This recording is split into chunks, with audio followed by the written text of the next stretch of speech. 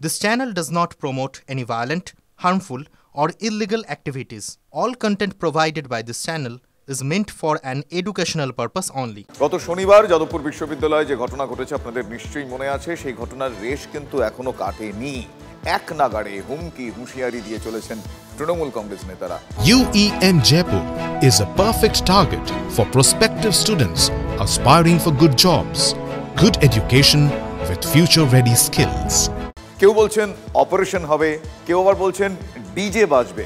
আচ্ছা, এই ট্র্যাডিশনে কি এখন বাংলায় ট্রেন্ডিং?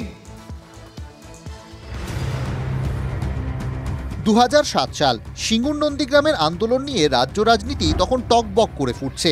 সেই সময় বিরোধীদের হুঁশিয়ারি দিয়ে সিপিএম নেতা বিনয় কোঙার একবার বলেছিলেন, নন্দীগ্রামে বেশি প্রতিবাদ হলে চারদিক থেকে ঘিরে ধরে সেখানে লাইফ হেল করে দেওয়া হবে। সেই ট্র্যাডিশনই সমানে চলছে বাংলায়। যিনি শাসক তাঁর গলাতেই হুমকির সুর। যাদবপুর বিশ্ববিদ্যালয়ে গোলমালের পর হুমকি হুঁশিয়ারির মিসাইল ছুঁড়েছেন তৃণমূল নেতারা, কেউ সরাসরি, কেউ একটু ঘুরিয়ে।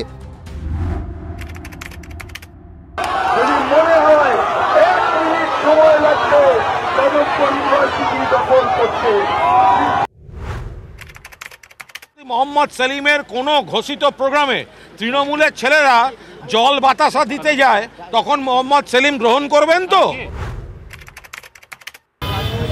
এদের বিরক্ত গুছিয়ে দেওয়া দরকার। এসএফআই ছেলেদের সেরকম শিক্ষা দেওয়ার সময় এসেছে। যাদবপুরে ওই বাম অতিবাম বড় শক্তিশালী ছেলেমেয়েদের না, ওসব আমাদের দেখা আছে। নিজের পাড়ায় কুত্তাও রাজা হয়, বাইরে বেরিয়ে এসে দেখে নেব। যোগীর স্টেটে করতে পারতো, হাড়গোড় ভেঙে দিত। 2011 সালে পরিবর্তনের পর তৃণমূল কর্মীদের রাজ্য জুড়ে রবীন্দ্রসঙ্গীত বাজানোর নির্দেশ দিয়েছিলেন মমতা বন্দ্যোপাধ্যায়। সেই প্রসঙ্গ টেনেও হুমকি দিয়েছেন তৃণমূল নেতারা। রবিবার কুণাল ঘোষ, সোমবার টিএমসিপির রাজ্য সভাপতি তৃণাঙ্কুর ভট্টাচার্য। মমতা ব্যানার্জি রবীন্দ্রসঙ্গীত শোনাতে চান, আর সিপিএম এর প্রাণ কার্যে একটু ডিজে শোনার জন্য, তাহলে দলের নেতৃত্ব যা সিদ্ধান্ত নেবেন। যদি বলেন না রবীন্দ্রসঙ্গীত, তো রবীন্দ্রসঙ্গীত। যদি বলেন না কিছু কিছু জায়গায় ডিজে ভালো করে শুনিয়ে দাও, তো পার্টি শুনিয়ে দেবে। আমাদের নেত্রী রবীন্দ্রসঙ্গীত শোনাতে বলেছেন, তোমরা রবীন্দ্রসঙ্গীত শুনেছো।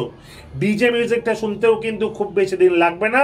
নিজেদের সাবধানভাবে থেকো এবং আমাদের সহনশীলতাকে আমাদের দুর্বলতা ভেবো না। নতুন সংযোজন উত্তরবঙ্গ উন্নয়ন মন্ত্রী উদয়ন গুহ। ডাক্তারি প্রেসক্রিপশন লেখার ঢঙে উদয়নের নিদান, ক্যাপসুলে হবে সেখানে ক্যাপসুল, যেখানে ওই হোমিওপ্যাথির গলিতে হবে সেখানে গুলি, আর যেখানে অপারেশনের দরকার হবে সেখানে অপারেশন করে এই বিজেপিকে দেখাতে হবে। নেতাদের হুমকি হুঁশিয়ারির প্রেসক্রিপশন কি সঙ্গে সঙ্গে মানতে শুরু করে দিচ্ছেন কর্মীরা? প্রশ্ন উঠছে, কারণ শনিবারই কোচবিহারের দিনহাটা এবং পশ্চিম বর্ধমানের দুর্গাপুরে সিপিএম এর পার্টি অফিস ভাঙচুর হয়েছে। সোমবার বারুইপুর জেলা সিপিএম পার্টি অফিসের দরজায় তালা পর্যন্ত দিয়ে দেওয়া হয়। 3 জায়গাতেই কাঠগড়ায় তৃণমূল। সোমবার এসএফআই এর ছাত্র ধর্মঘট মোকাবিলায় রাস্তায় নামতে দেখা গিয়েছে তৃণমূল ছাত্র পরিষদকেও।